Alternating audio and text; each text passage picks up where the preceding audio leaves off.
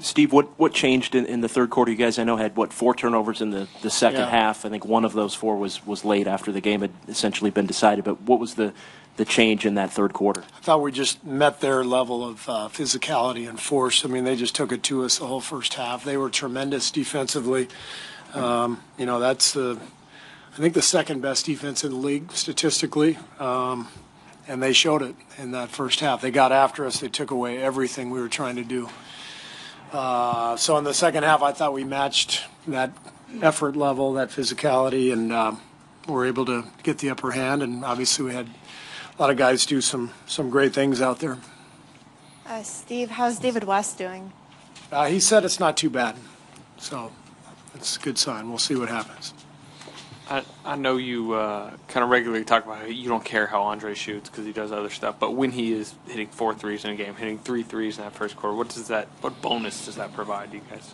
Well, teams are going to take away certain things from us, and they're going to make us, beat them in other areas, and that's one of them. Sometimes they'll leave Andre open or Draymond, and so when those guys hit threes, it just opens the game up for us. Steve, in the middle, when you get Draymond back middle. When you get Draymond and Iguodala together, just watching them and the things they do on both ends of the court, how special is what they do, especially the intangible stuff? Well, they're 2 of the smartest defensive players I've ever seen. They both are able to see the chessboard. And they're constantly switching and talking and bumping guys off and getting rid of a mismatch on the weak side, and so they're amazing in what they do, and they work beautifully together as well. Steve, Durant had the ball in his hands a lot, especially in the first quarter. Did you kind of move to take it out of his hands, and did it flow a little better when he was off the ball? And he and Clay both working off the ball? I thought in the first half they took us out of everything, and so our default when we're not running our offense is to go to KD because he's our best player. So I give them credit for taking us out of our offense, and we got disjointed there. But I thought we did a much better job in the second half. We only had 4 turnovers. The ball started to move. And I thought we just stayed with it, and really hell of an effort in the second half. Steve, Kevin's numbers and Clay's numbers speak for themselves, but how would you kind of compare and contrast how they built their rhythm throughout the game and got the shots that they wanted? Well, Clay didn't seem to have much going in the first half. I thought he hit a couple big baskets for us at the end of the first to keep it to a 6-point deficit, I think. He hit a 3 in the corner, and then he hit kind of a runner. But his second half was just an explosion. KD was just methodical as always. He's amazing. Kevin, you sort of look up at the end of the game and he has 30+ points. Just happens every night. That's how talented he is. So he kind of kept us afloat when we needed him to, and when Clay got going in the second half, that gave us that burst we needed. How impressive has Clay's shooting been these first 2 games? And are you surprised that you haven't really noticed any kind of, or maybe you have, any after effect from the injury at all since he's come back? Yeah, in fact, the injury may have helped him a little bit. He finally got some time off. Clay has to defend the opponent's best guard night in and night out. He never misses a game. He's been in the league 7 years, and I don't know how many games he's missed, but not a lot. And so I think in hindsight, probably wasn't the worst thing for him to get a few weeks off, and because he looks really, really fresh and sharp right now. Steve, how hard was it to defend Aldridge tonight, and were there times that it seemed like whatever you threw at him just wasn't going to work? Yeah, I thought the Spurs did a great job of countering the way we defended in Game 1, and they beat us on a lot of plays, a lot of actions. We're going to have to look at that and reevaluate how we're going to guard them. So he's a load. I mean, I've said it many times. I think he's the best low post scorer in the NBA now. And what makes him tough is that he can also step outside and shoot the jumper. But he got 12 free throws tonight.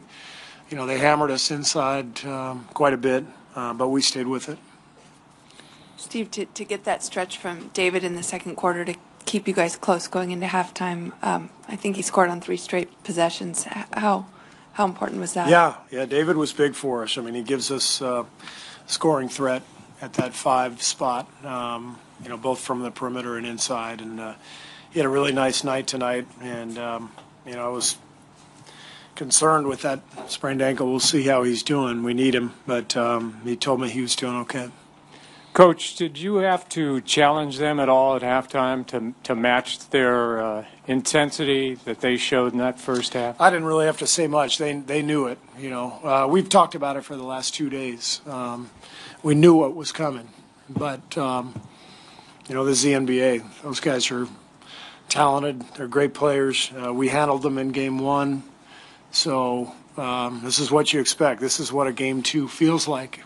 When for Game 1 goes relatively smoothly, I've seen this a million times. Game 2s are always really difficult. For 2 days, Pop's been all over them. The media's been all over them.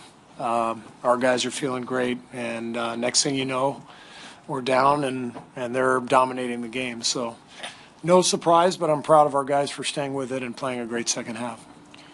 Steve, you talked about their defense in the first half causing all the turnovers. How much, though, did your players just take care of the ball better, just be more conscious of that? Yeah, I mean, they were in us on every cut, every pass, and so we had a few mistakes that were unforced, but I think most of them came because of their pressure, and they were getting into us, and we just couldn't find a rhythm. So, to finish the game with 32 assists and 15 turnovers after having 11 turnovers in the first half shows you how well we played in the second half, and we needed to because we played a team that came out and really took it to us early, and I thought played a great game. What was the explanation given on the Draymond flagrant, and is there any kind of concern level given the history and the fact that he just picked up his first flagrant point? Or I didn't ask the official. We just kept going. So we'll hear from the league, I guess, and got to go with it.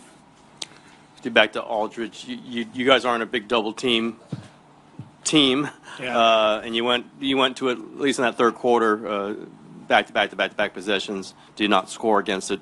How hard is it for you to go to a double team, and how effective do you think this one was, maybe to stop his rhythm? Well, they were much more aggressive tonight.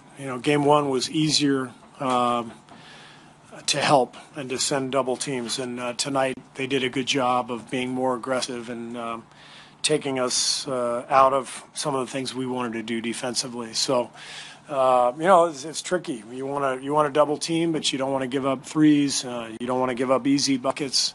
So you have to pick and choose, and it's not that easy to figure out when to go, when not to. And so, we're trying to keep him off rhythm, and they're trying to keep us out of rhythm defensively at the same time. So it's just kind of a little chess match going on as far as the doubles are concerned. Great, thanks. Thank you. We'll have Aldridge in here.